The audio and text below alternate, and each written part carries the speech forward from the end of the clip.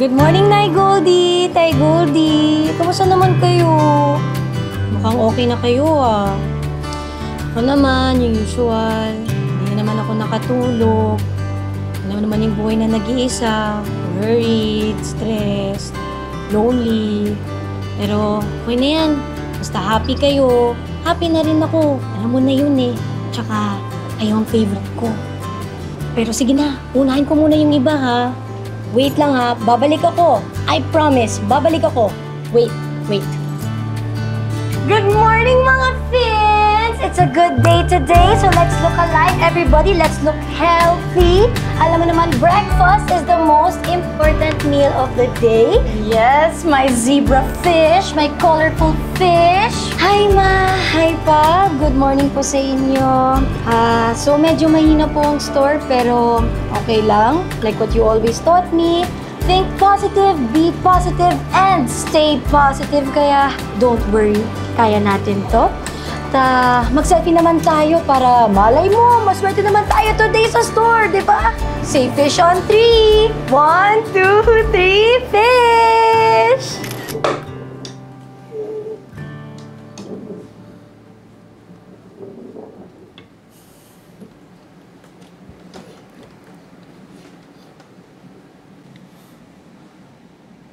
Idol, almost 3 months ka na nagmumukmuk dito sa kwarto mo. Pati trabaho mo, naapektuhan na. Kailangan mo na mag-move on. Buti na lang kakilala ng mami may-ari ng cafe. Bumalik ka na lang daw kapag okay ka na.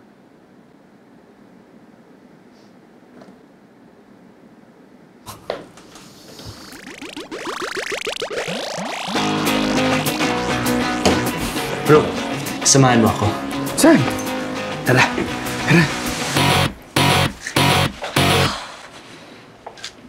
Wala na naman customer. Hindi tayo swerte today ah. Happy naman Ay, lumilipat na isda! Ano ba yan, Tina?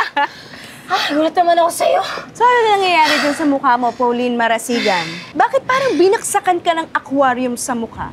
Ay nako, malas yan sa negosyo. Pero ito, bibigyan kitang matcha para hindi ka na sad. Oh, sweet mo naman, bestie. Of course. Thank you. I know. Talaga. Ito yung straw. Akin na. Please, kailangan ko to. Stressed ako. Bestie, ayaw mo ba talaga i-consider yung job offer ng tita mo sa Singapore? Malulugi na tong shop niyo. Bes, ilang beses ko na sinabi sa'yo, di ba? Hindi nga pwede. Hindi ko kayang iiwan tong store na to. Alam mo yun. Alam ko. Alam ko naman na ito na lang yung naiwan sa'yo ni Tito at Tita bago sila mawala. Pero isipin mo to Sa tingin mo ba gugustuhin nila na nahihirapan ka ng ganito? Oh, yan. Yang mukhang yan. Bestie, ayoko naman makatrabaho abroad eh. Ito talaga ang gusto ko. Ang gusto ko, ituloy itong store na to. Okay? At saka, ang sarap sa pakiramdam na nakakatulong ako sa ibang tao na magkaroon sila ng pet fish habang buhay. Tsaka best, legit to promise, nakakatulong sa mental health ang magkaroon ng pet fish. Kasi, wala, panoorin mo lang sila, lumalangoy, tas bigla, tatahimik ang mundo mo. Just so therapeutic. Okay. Pero kasi nagsasuggest lang naman ako sa'yo. Siyempre, as your best friend, concern lang naman ako sa'yo. Ako naman yun, bestie. At thank you. Pero, trust me naman. Alam ko na makakabawi din tayo. Okay, Alam mo fine. naman yun. Okay. Stay positive, think positive, be positive. Okay? Fighting? Fighting. Yes. Sarap naman ito. Sarap. Your favorite. Idol, anong gagawin natin dito? Relax ka lang, bro. Bibili tayo ng isda. Yes, Idol! Isda! Uy, bestie, may customer. Sabi ko sa'yo, makabawi din tayo eh. Okay ba? Ganda. Ready? Lalaki nito. Hi, sir! Welcome to Fish Polly! Yes, how may I help you? Sir, meron po tayong guppies, molly, angelfish, neonfish, tetrafish. Meron pa rin betta fish. Galing po Thailand, rare na rare. Diba? Maganda rin yun. Bes, bini ata siya.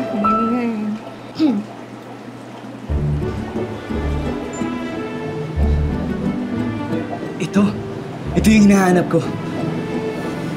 Miss, magkano tong dalawang isda? Bibilhin ko.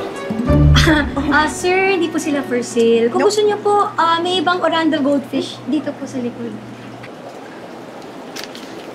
3,000 pesos? Sir, hindi po sila for sale.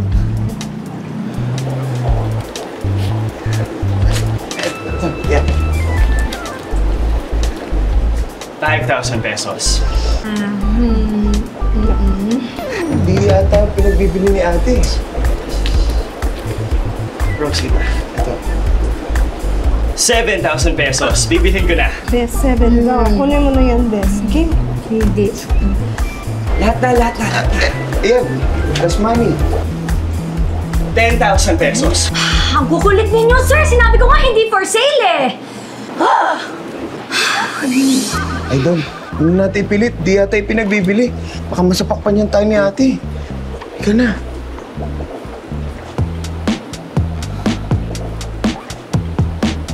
Bes, bakit mo naman sinungitan?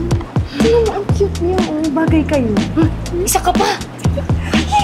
Tingnan mo nga ako. Ito naman di mabiro.